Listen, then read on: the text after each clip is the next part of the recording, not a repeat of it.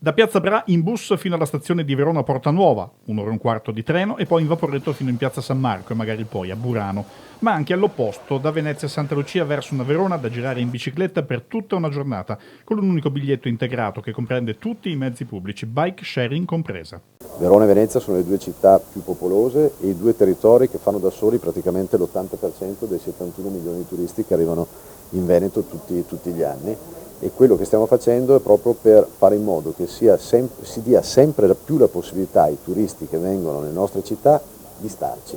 perché attraverso poi questo trasporto intermodale hanno la possibilità di stare di più e di vedere più cose possibili nei nostri territori. Parte dalla tratta Venezia-Verona la sperimentazione di quello che diventerà poi nel tempo il biglietto unico integrato regionale. Cosa più facile da dire che da fare, perché non è semplice mettere d'accordo le varie aziende di trasporto e conciliare diverse problematiche e costi. Si pensi innanzitutto al servizio di navigazione che parte da un biglietto di 7,5 euro a tratta.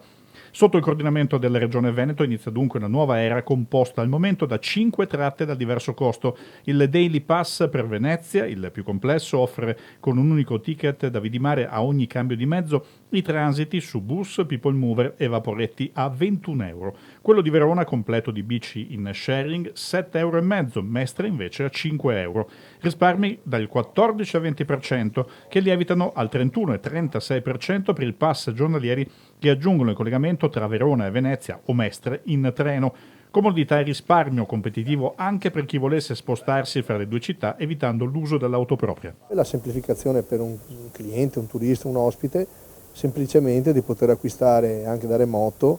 un unico titolo che poi gli consente di muoversi liberamente tra Verona e Venezia come vuole lui.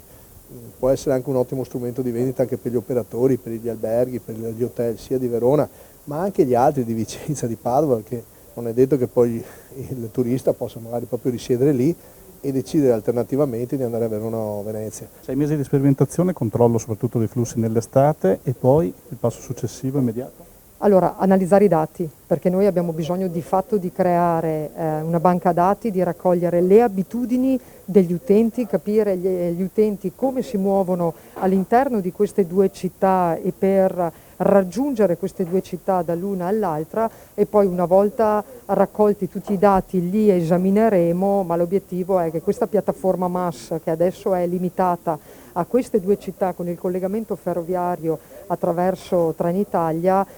porti ad una piattaforma MAS dove mette insieme tutte le forme di mobilità che ci sono in Veneto.